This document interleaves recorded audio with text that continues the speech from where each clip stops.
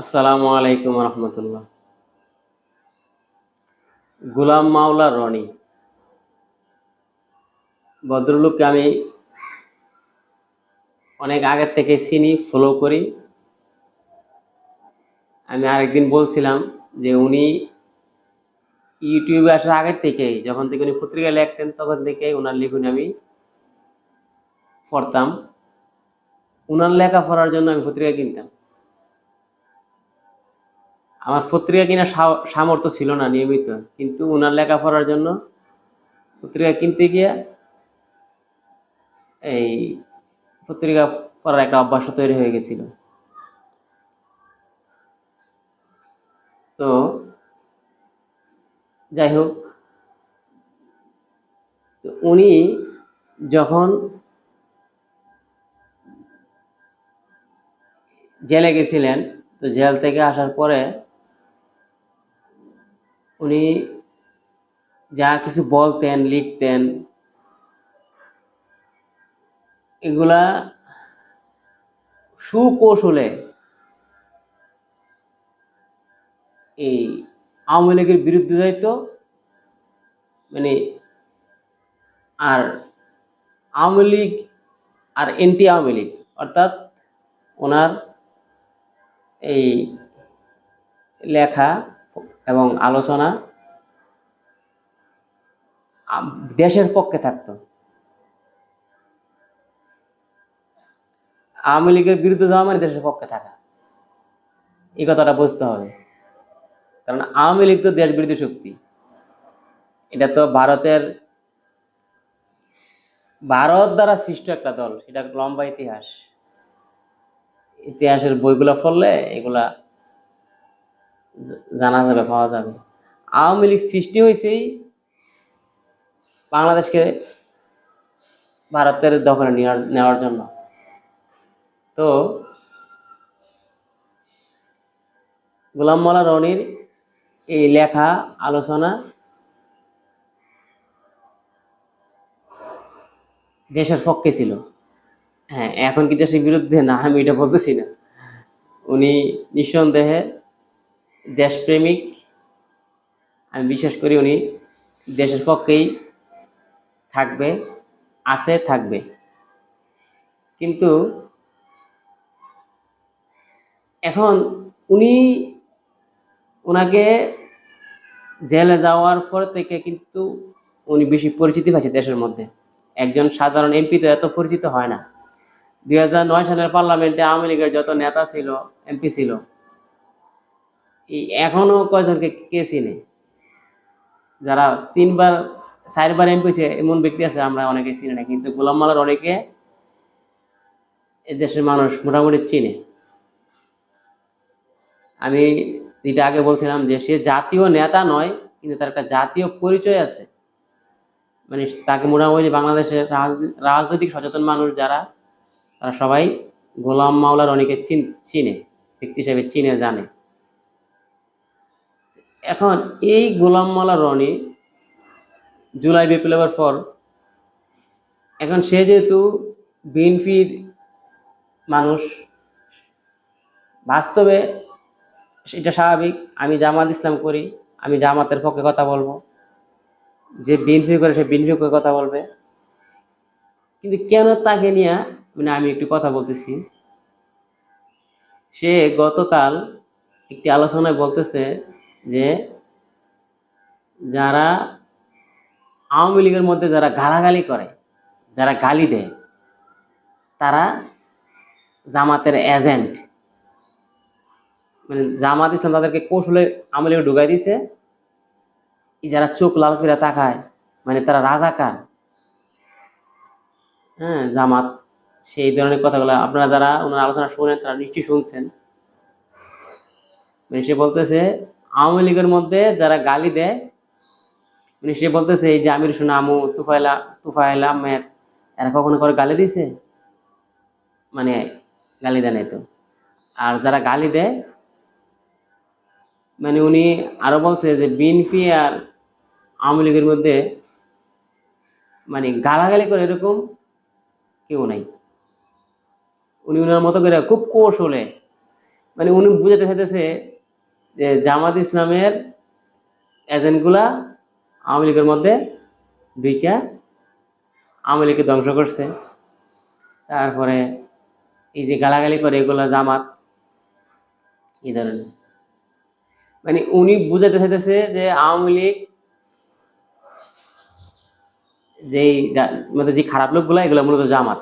ওনার আলোচনার মূল মোটিভটা ছিল এটা, মূল প্যাটার্নটা ছিল এটা, যে যারা আওয়ামী লীগের মধ্যে খারাপ লোক তারা হচ্ছে জামাত ইসলাম। অর্থাৎ এখন জামাত যদি ক্ষমতায় আসে তাহলে ওই আওয়ামী লীগের মতো হবে। মানে উনি এইটা ইশারা ইঙ্গিতে বুঝাতে চাচ্ছে। মানে রাজনীতি কত চিকন, মানে উনি এত বেশি বুঝে।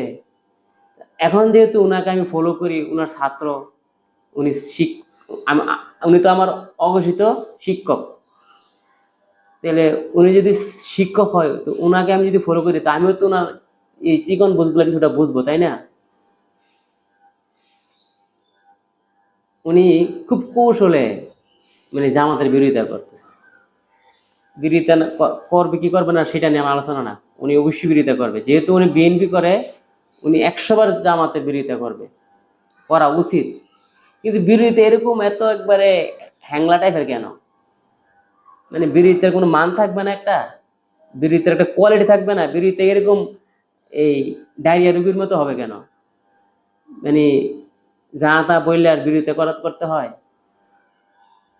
এই আওয়ামী লীগের যারা গালাগালি করে, মানে আওয়ামী লীগের ভদ্রলোকগুলা এগুলো আওয়ামী লীগ, আর যারা খারাপ লোক এগুলো জামাত। উনি এটা প্রমাণ করতে চাইতেছে।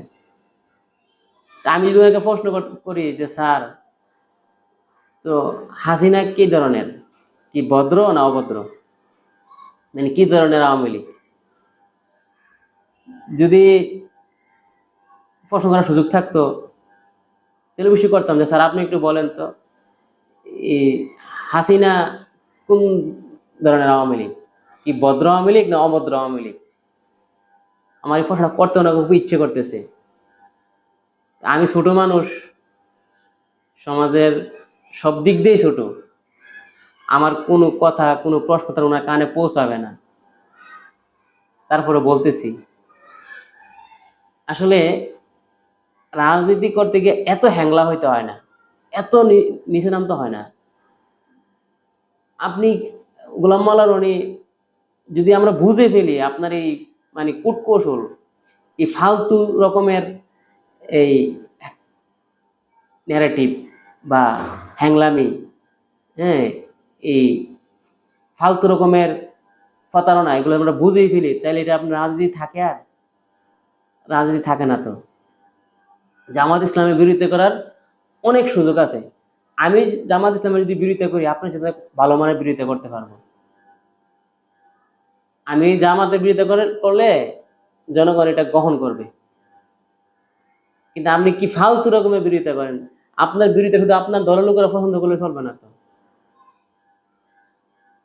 জামাতের বিরোধিতা করার জন্য আপনার ইয়া খুঁজে পান নাই না? আসলে ওনাকে এই আমাদের ইলিয়াস হোসেন আর অনেকদিন আগে বলছিল যে গোলাম ময়লা, মানে উনি ময়লার গোলাম। উনিই প্রমাণ করুক উনি কি আল্লাহর গোলাম, মাওলার গোলাম, না ময়লার গোলাম। উনি আসলে ওনার ব্যাপারে কথা বললে অনেক কথা বলা যাবে। উনি কিছুদিন আগে আরেকটা আলোচনায় বলছে যে যদি সেনাবাহিনী মানে সেনাপ্রধান রিস্ক নিত এই হাসিনার পক্ষে, তাইলে ইতিহাস ভিন্ন রকম হইতো। অর্থাৎ 36 জুলাই এই দেশ মুক্ত হইতো না, হাসিনা মুক্ত, এই ফ্যাসিস্ট মুক্ত হইতো না, যদি সেনাপ্রধান রিস্ক নিতেন, হাসিনার পক্ষে থাকতেন, যদি সে গুলি চালাইতেন। আসলে উনি যে একটা ফালতু রকমের মানে পর্যালোচনা করছে, এটা হয়তো উনি নিজেও জানেন না। সেনাপ্রধান যেদিন এই প্রথম যে ইয়ে হইল এই কারফিউ দিল 18 তারিখ 19 তারিখ, 18 তারিখ দিবাগত রাত ছিল সম্ভবত দিন। পরের দিন সেনাবাহিনী একটা বক্তৃতা দিয়েছেন, আপনারা শুনেন নাই? সে বলছে না যে মানে এই আন্দোলনকারীরা সবকিছু ড্যামেজ করে দিছে, ধ্বংস করে দিছে, সে হাসিনার পক্ষে কথা বলে নাই। তারপরে এই যে 5 তারিখ পর্যন্ত তো সেনাবাহিনী গুলি করছে, ঢাকাতে 5 তারিখও গুলি হয়েছে 12টা পর্যন্ত। তাহলে এটা কি সেনাপ্রধানের নির্দেশ হয় নাই?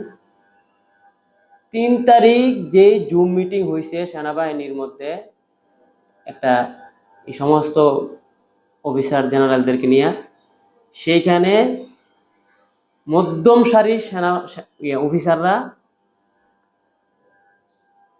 হাসিনার ইয়াকে মেনে নিতে চায় নাই, মানে হাসিনার পক্ষে তারা গুলি করতে চায় নাই। তারা এক ধরনের বিদ্রোহী করছে বলতে গেলে। সেনাপ্রধান ওই দিন মতামত নিয়েছিল, যে কথাটা আমার দেশ পত্রিকার মধ্যে খুব ভালো করে আসছে।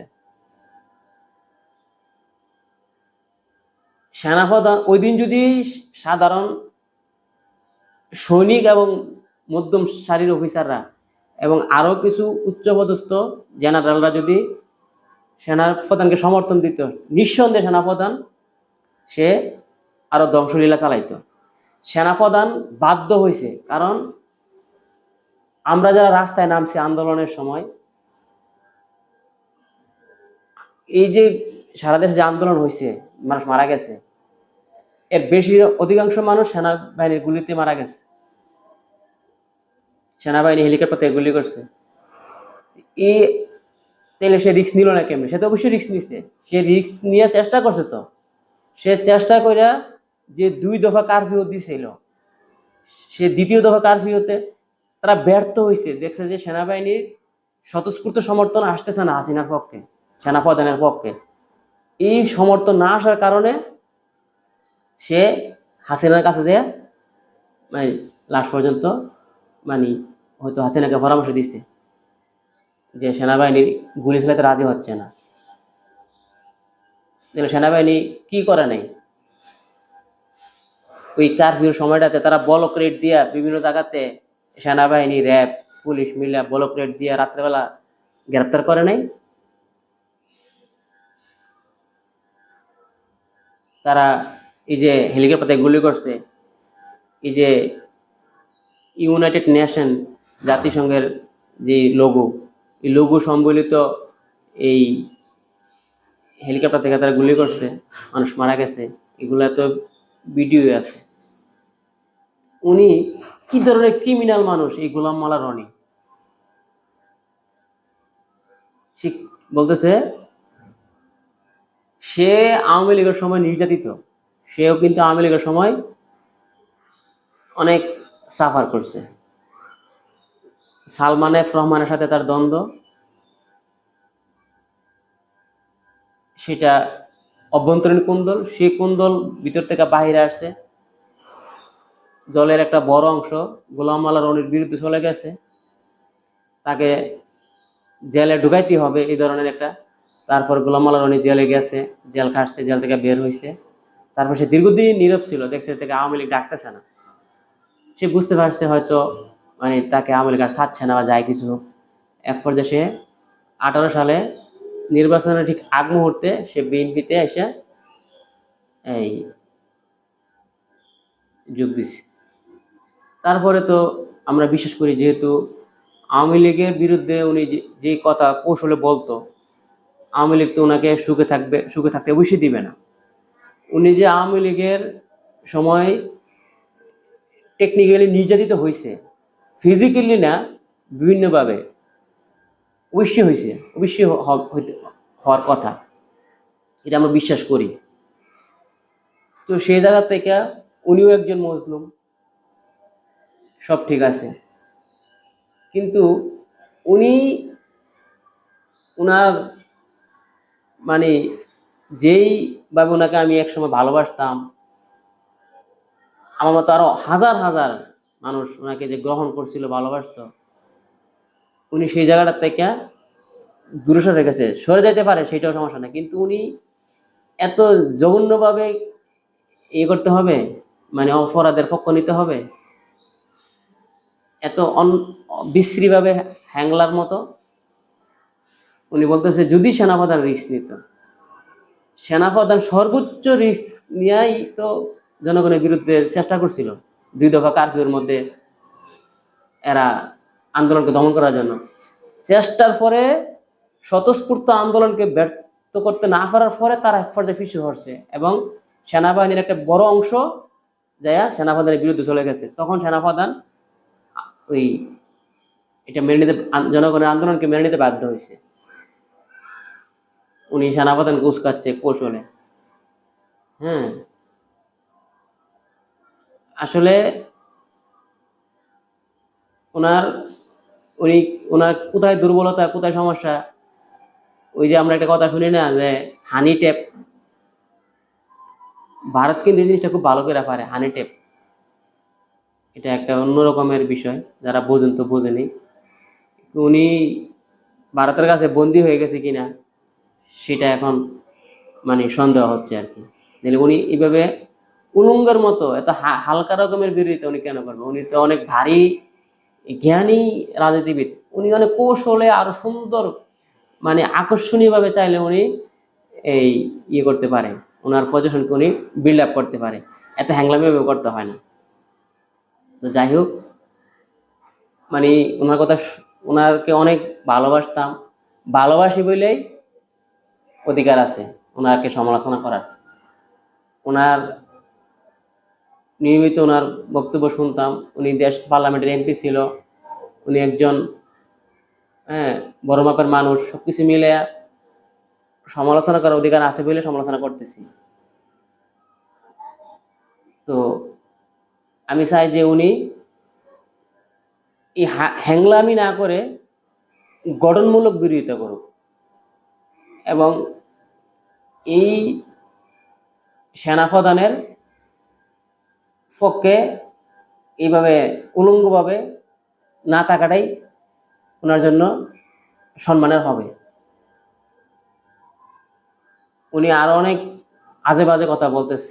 উনি ওই দিন বলতেছে যার একটা আলোচনায় যে এই সেনাবাহিনীর মায়ের বিএনপি খাইছে, আওয়ামী লীগ খাইছে, আওয়ামী লীগে বিএনপি বুঝে যে কি যন্ত্রণা, যারা খায় নাই তারা প্রস্তুত হন। মানে সেই ইশারাঙ্গিতে বুঝাইতেছে জামাত সেনাবাহিনীর মায়ের খায় নাই, তিনি সেনাবাহিনী জামাতকে দিবে। কে কার মায়ের খাবে, কে কার মায়ের দিবে, মানে আসলে ওনাকে কি বলবো, এত মানে যখন মানুষ যখন পচে যায় না, তখন সবচেয়ে নিকৃষ্ট বস্তু হিসাবে এটাকে সমাজ ট্রিট করে। মানুষ ফসলে কিন্তু এটা আর মানে খুবই বাজে হয়ে যায়। সবচেয়ে বিস্তৃত দুর্গন্ধ হচ্ছে মানুষ ফসা গন্ধ। আর সেই ফসার মধ্যে সবচেয়ে বড় ফসা হচ্ছে যার বিবেক ফসা গন্ধ মানে নিয়ে আসে। এইভাবে কথা বললে রাজনীতি আগাইতে পারবেন না। আপনার যে গ্রহণযোগ্যতা ছিল, আপনি বুঝেন কিনা যে আপনি সামান্য কিছু হয়তো পাওয়ার জন্য বা সামান্য এই পদ বা এমপি হওয়ার জন্য, হ্যাঁ, একজন ব্যক্তি একটা দলের এমপি হওয়ার চেয়ে দেশের মানুষের নেতা হওয়াটা কত সম্মানের সেটা বুঝেন? একটা নির্দিষ্ট দলের এমপি হওয়া এটা খুব একটা বড় সম্মানের বিষয় না। মানুষের